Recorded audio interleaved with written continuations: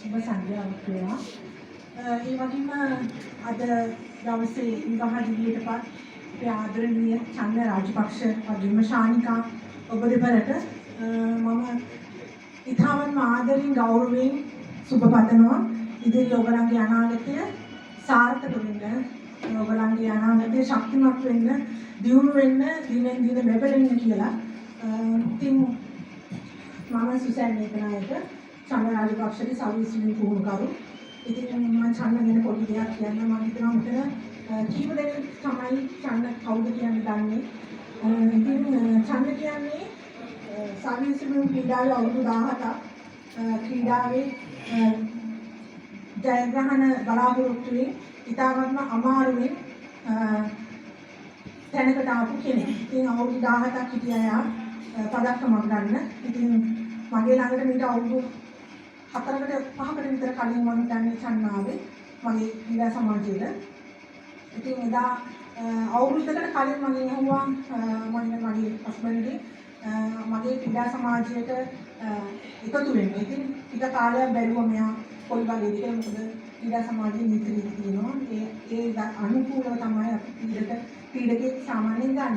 ඉතින් එයාට අවුරුද්දක කාලයක් දුන්නාම එයා කොයි විදිහේ කෙනෙක්ද කියලා බලන්න. ඉතින් ඒ අවුරුද්දක කාලේ හිතාවත්ම ඒ විදිහට ගෙවලා මම යාව ගත්තා. ඉතින් අවුරුදු ගානක් මහන්සි වෙලා ජාතික තරග රන් පදක්කම් දිනාගත්තා. ඒ වගේම කියන්න ඕනේ ශානිකා ඔයාගේ දැන් අද දවසේ වස්තුවක් ඔයාලට ලැබුණා. හැබැයි ඒක ඔයාගේ වස්තුවක් විතරක් නෙමෙයි. ජාතික වස්තුවක්.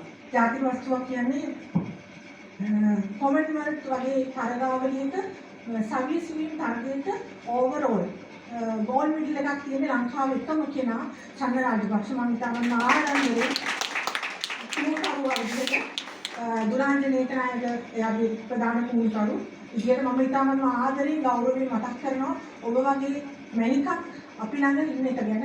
ඔබගේ පුහුණුකරුවා වෙන ගැන මට මහත් ගෞරවයක්. මගේ ළඟ ඉන්නවා ජාත්‍යන්තර පදක්කම් ගත්ත ළමයි 100,000 ගණන්. ඒ අතරින් මගේ ඉන්න හොඳම මැනික තමයි චන්ද. ඉතින් චන්දට කියන්නේ ශානිකා ඔයාට මම කියන්නේ ඔයාලා ඉන්නේ ඔයාට විතරක් අයිති වස්තුවක් නෙමෙයි. මේ රටට, ජාතියට, ගමට, ආගමට හැම දෙයකටම මැනිකක් වගේ වටින කෙනෙක්. ඉතින් ඔයා එයාව රැක ගන්න. ඔයා එයා නැති කරන්නේ නැතුව රටට දැයක නැති කරන්නේ නැතුව මම හිතනවා ඔයාට එයා සහයෝගය දෙයි. තවත් ඉස්සරහට යන බොහොම අමාරුවෙන් ආපු ගමනක් තියා. කිසිම කෙනෙක් හිටියේ නැහැ එයාට උදව් කරන්න. මම හිතන්නේ පවුලේ අය ඇරින්න. ඒ වගේම මමයි මගේ හස්බන්ඩ් ඒ වගේම මගේ ක්‍රීඩා සමාජයේ ළමයි එයාට ගොඩක් උදව් කළා ඉස්සරහට එන්න. ඉතින් මම හිතනවා මෙතනින් එහාට ශානිකා ඔයාට ලොකු වගකීමක් දීලා තියෙන්නේ. ඔයා කාන්තාවක් විදිහට, ඔයා බිරිඳක් විදිහට, ඉදිරි අනාගතයේ අම්මා කෙනෙක් විදිහට ඔයාට යුතුකම් ගොඩාක් තියෙනවා. හැබැයි ඔයාගේ ප්‍රධාන යුතුකම තමයි අපි කවුරුත් ආසයි අපේ රටට මොනවා හරි දෙයක් කරන්න. රටට දෙයක් කරන්න පුළුවනි මම හිතන විදිහට පීඩනයක් තමයි රටට ලොකු නම්බුවක් දෙන්න පුළුවනි. නල්වෙන්ට නිලියට ගේන්න පුළුවනි. එතකොට තවත් ඒවා දීලා ජාත්‍යන්තර දිනලා ගෙන අයට ගේන්න පුළුවනි. රටට නම්බුවක්. දේශපාලනයට ගේන්න පුළුවනි. හැබැයි මම හිතන්නේ තමන්ගේ රටකට ඕනම රටකට නම්බුවක් ගේන්න පුළුවන් අතිවිශාල නම්බුවක් ගේන්න පුළුවන් එකම කෙනා තමයි ක්‍රීඩකයා කියන්නේ. ඒ ක්‍රීඩකයාගේ නම්බුව කැලෙන්නේ නැහැ කවදාවත්. පවතිනවා හැමදාම. එයා ලෙජන්ඩ් කෙනෙක් වෙනවා. එයා පුරාවෘත්තයක් වෙනවා තමන්ගේ රටේ. ඉතින් චන්‍ය ඔයා පුරාවෘත්තයක්. ඉතින් මං චන්‍යයට කියන්නේ ඔයා ඒ ගමන යන්න නවත්තන්න එපා.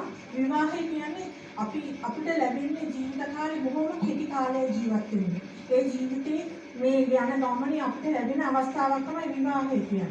ඒ විවාහය බොහොම අපි තෝරලා බේරලා මම හිතන්නේ සම්මාන අවුරුදු ගාණක් තෝරලා බේරලා බලාගෙන හිටිය තමන්ගේ සහකාරිය එනකම් අවුරුදු ගාණක් තිස්සේ නේද? ඉතින් මම හිතනවා හොඳ කෙනෙක් එයා තෝරගන්න කියලා. මම හිතනවා ඔයාට ඒ සපෝට් එක ලැබෙයි ඉදිරි ගමන සාර්ථක කරගන්න. තමන් ක්‍රීඩා විශේෂයෙන් ඔයාට පුද්ගල ජීවිතයක් වගේම ඔයාට රටට සේවය කරන්න අවස්ථාව දීලා තියෙනවා දෙවියෝ විසින්. සහ ඔයාට ඔයාගේ හැකියාව නිසා ඔයාට දෙමෝපියෝ දීලා තියෙන දායාදයක්. ඒක හැමෝටම ලැබෙන්නේ නැහැ. මම හිතන්නේ අපි ගත්තොත් ලංකාවේ කෝටි දෙකක වගේ ජනගහනයකින් ඉතාමත්ම සීමිත ප්‍රමාණයකට විතරයි තමන්ගේ රටට ජාතියට නම්බුවක් දෙන්න පුළුවන් ගෞරවයක් දෙන්න පුළුවන් අවස්ථාව හම්බෙන්නේ. ඉතින් කොමන්වෙල්ත් තරගයක පවරස්තින් වගේ තරගයක එකම රන් පදක් එකම ඕවරෝල් තියෙන ඡන්නද. ඉතින් ඡන්න ඔයා ඒ ක්‍රීඩාව ඉදිරියට කරගෙන යන මම ඉන්නවා ඔයා එක්ක, සර් ඉන්නවා ඔයා එක්ක. ඔයාව කවදාවත් අපි අතාරින්නේ නැහැ. ඒ වගේම ශානිකා ඔයා යාට සපෝට් කරන්නේ. ඒ වගේම ඒ ක්‍රීඩාව පැත්තේ විවාහ වුණාට පස්සේ ඔයගලගේ ජීවිතේ තනියෙන් ගෙවන්නේ. මම ඒක පුද්ගලිකව ඔයගලට දෙන අවවාදයක්. ඔයගලගේ ජීවිතේ ඔයගලගේ විවාහ ජීවිතේ තනියෙන් අරගෙන යන්න බලන්න. හැමතිස්සෙම ඔයාට ශානිකාට ඡන්න ශානිකා විතරමයි ඉතුරු වෙන්නේ. හැම ප්‍රශ්නෙම ඔය දෙන්න අතර තියාගන්න. එළියට දාන්න එපා. තමන්ගේ ප්‍රශ්න, තමන්ගේ දේවල්, තමන්ගේ පුද්ගලික දේවල් එළියට දාන්න කිසිම කෙනෙක් දෙන්න එපා. තුන්වෙනි එකෙන් ඕනේ තමන්ගේ අම්මා හෝ තාත්තා හෝ සහෝදරලා. ඒ එන්නත් ඕනේ බැරිම වෙලාවක. නැතුව තුන්වෙනි කෙනෙක් ළඟට ගන්න හිතන්නවත් එපා. තේරුණාද? අද ජනගහනය ගත්තම 75%කට වැඩිය විවාහ අසාර්ථක වෙනවා. ඒ අසාර්ථක වෙන්නේ තමන්ගේ බැඳීම, තමන්ගේ අවබෝධය නැතිකම. මම හිතනවා අවුරුදු ගානක් ඉඳලා ඔයාම මේ තැනට ආවේ ඔයාගේ සහකාරී තෝරගත්ත ලොකු අවබෝධයකින්.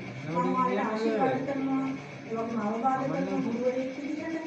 ඉදිරියට යනකොට තමන් තනියෙන් යන්න, තමන්ගේ වයිෆ් එක්ක, තමන්ගේ හස්බන්ඩ් එක්ක හැම දුකක්ම සැපක්ම මොන දේ වුණත් තමන්ගේ මොන ප්‍රශ්න වුණත් තමන්ගේ අඩු වෙන්නේ නැතුව දෙන්න ශියා කරගන්න. එතකොට තමයි පෞල් ජීවිතේ සාර්ථක වෙන්නේ. තුන්වෙනි කියන්නේ බලන්න ඉපත් ළඟට ගන්න එපා කියන්නේ කියලා. තේරුණාද? ඉතින් ඔයගලන්ට මම සුබපතනවා, ඒ වගේම ආශිර්වාද කරනවා. ඔයගලන් විසින් ඔයාලා දෙනවා දිව්‍යයන් විසින් ආරක්ෂා කරනවා. බලවෙන්නට ඉදිරි අනාගතේ ඡන්ද වගේ රටේට වැඩදායි දරුපරපුරක් ඉදි කරන්න කියන මම ඔයගලන්ට ප්‍රාර්ථනා කරනවා. ඒ වගේම මම ආරාධනා කරන ප්‍රධාන කුම්කරුතුමා ග්‍රාන්ජන ඒකනායක මහත්මයාට මම හිතනවා ඡන්ද වෙනුවෙන් වචන දෙක තුනක් කතා කරන්න යාළඟත් ඇති කියලා. ඒ වගේම ඡන්ද හොඳට මුතිකාපු කෙනෙක් මගේ බැලුම් අහපු කෙනෙක්. මම හිතන්නේ අද විතරක් මම හිතුවා ඡන්ද බැලුමක් අහගන්න එකක් නැහැ කියලා අදවත්. හැබැයි අදත් මගෙන් බැලුම් අහගත්තා. ඉතින් ඒ වගේ බැලුම් අහලා මුතිකාලා තමයි එයා මේ තැනට ආවේ ක්‍රීඩකෙක් විදියට. පුද්ගලෙක් විදියට ක්‍රීඩකෙක් විදියට. ඉතින් ඒ වගේ කට්ටකාලාම කොල්ලෙක්. මම හිතනවා ශානිකාගේ නෑදෑයෝ යාළුවෝ විනෝපියෝ ඒ වගේම ශානිකාගේ වටේ ඉන්න සියලුම දෙනා මේ මැනිකක් කියලා පිළිගන්නේ ගෞරව කරයි ආදරය කරයි කියලා. ඒක තමයි වෙන්න ඕනේ. වෙන කිසිම දෙයක් ඕනේ නැහැ ශන්න ඔයාට. ඔයාට ඕනේ ආදරය ගෞරවය විතරයි. අනිත් හැම දෙයක්ම ඔයා විසින් උපයා ගන්න පුළුවන්. ඉතින් මම දුරාජයට ආරාධනා කරනවා වචනයක් කතා කරන්න. බොහොම ස්තුතියි ඔබ සියලුම දෙනාට.